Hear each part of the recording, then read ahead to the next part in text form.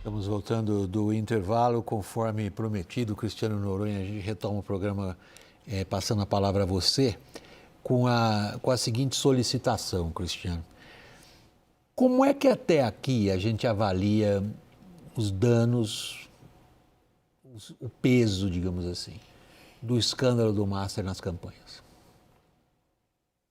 Olha, William, a gente vê que até o momento foi um dano relativamente limitado para as duas candidaturas que estão mais à frente nas pesquisas. A gente teve o episódio da divulgação de um áudio, por exemplo, envolvendo o Flávio.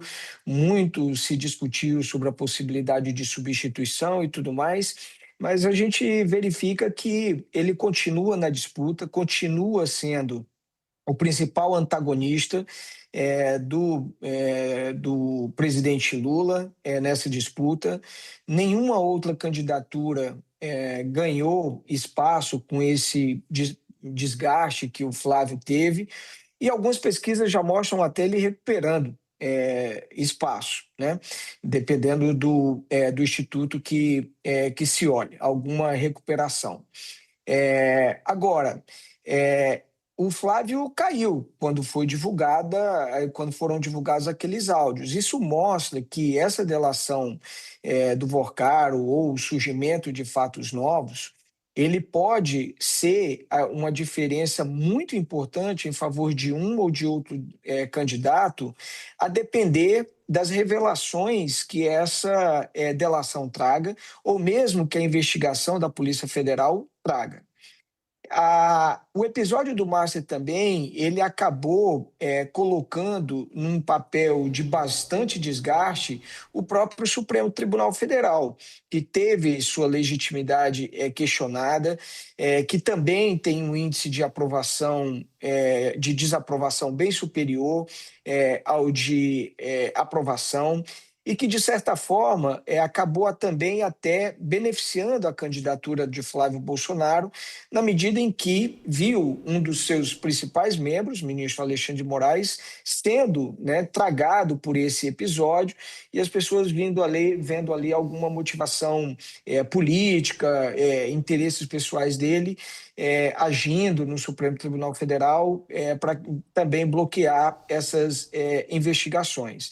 Então, o impacto na eleição ela pode ser decisivo a partir do curso que ou a investigação ou essa delação se apresente em favor de um ou de outro candidato. Mas eu ainda não acredito que ela seja suficiente para abalar esses dois candidatos que hoje despontam como favoritos aí nas pesquisas de intenção de voto.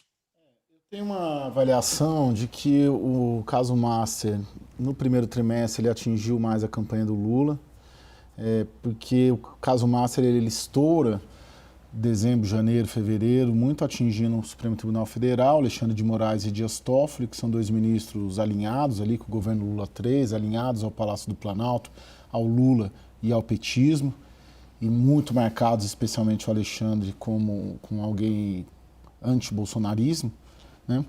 Então ali acho que nesse primeiro trimestre atingiu mais a campanha do Lula. Tanto que em abril o Flávio Bolsonaro era o favorito. A partir do começo de maio, acho que isso muda, primeiro com a operação contra o Ciro Nogueira, e explode essa mudança quando vazam os áudios contra o Flávio Bolsonaro, que eu vejo que tem uma virada tanto na campanha do PT, de explorar mais, como o Daniel colocou, o caso como os petistas chamam de Bolsomaster, e um recuo tanto nas intenções de voto, quanto na credibilidade, na confiança da ala política, dos políticos no Flávio Bolsonaro, porque ele omitiu o pedido de dinheiro para o Daniel Vorcaro da própria campanha, e quanto também aos aliados. Então, ainda acho que hoje o Flávio Bolsonaro sofre os efeitos e é mais potencialmente, pelo menos até hoje, agora, afetado contra isso. Eu vejo essa mudança. E ele atravessando um vale escuro ainda, de falta de confiança, de credibilidade, uma dificuldade de achar um vice, candidato a vice. Quem é o vice do Flávio? Ninguém sabe ainda. Por quê? Porque eu ouvi uma conversa que eu tive ontem os potenciais vices, ou os partidos dos potenciais vices, essa coalizão seria com a União Brasil e com o PP, os presidentes são potenciais delatados, potenciais investigados, e tem resistências a se aliar agora com o Flávio, não necessariamente porque o Flávio ficou, vamos dizer, tóxico, entre aspas, mas justamente por medo de virar alvo da Polícia Federal e serem presos. Vocês dois estão me pedindo a palavra. Passa o Daniel, depois eu vou. Não, Thaís, o que é isso?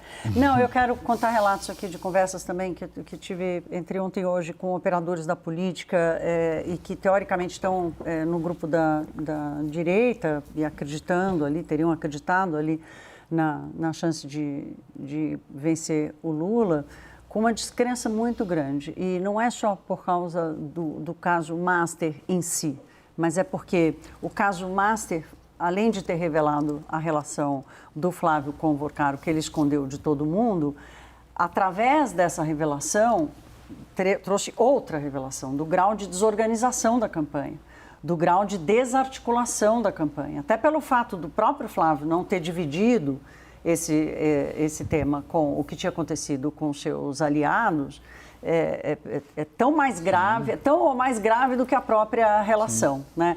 Porque se não ficar comprovada nenhuma relação ilícita, por exemplo, no financiamento do filme, que é essa relação que apareceu de maior intimidade com eles, fica para as alianças políticas a leitura de uma quebra de confiança absurda, né? E o que veio a seguir, a derivada é a constatação de desorganização, desarticulação, uma falta de articulação política, de desentendimento de projeto de campanha. Então, não é apenas o Master, mas através do Master isso acabou ficando claro para muita gente. Daniel. Acho que vocês estão destacando pontos importantíssimos, obviamente, de eleições. Só faço uma pequena discordância, Caio, se você me permite. Quer dizer, o que condiciona essa indefinição na chapa de Flávio Bolsonaro não é o potencial tanto de escândalo de um sócio na chapa ali como vice do União Brasil, do Republicanos, do PP, seja lá de quem for. É o fato de que qualquer nome que você coloca como vice do Flávio não move um ponto nem para cima nem para baixo a posição dele nas pesquisas. Acho que tem um ponto aí que a gente não pode perder de foco, que hoje o maior impacto, hoje, a preços de 10 de junho, é o condicionamento dos atores políticos ainda pelo caso Master.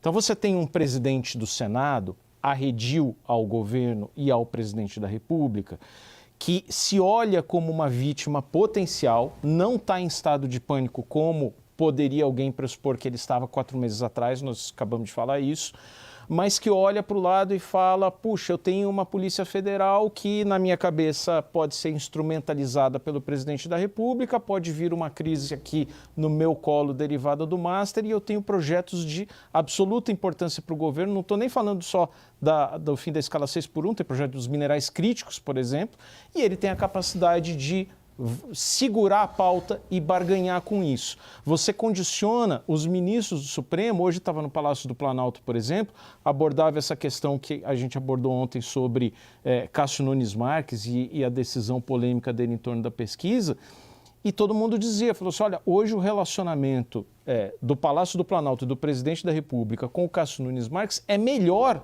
do que com Gilmar Mendes e Alexandre de Moraes.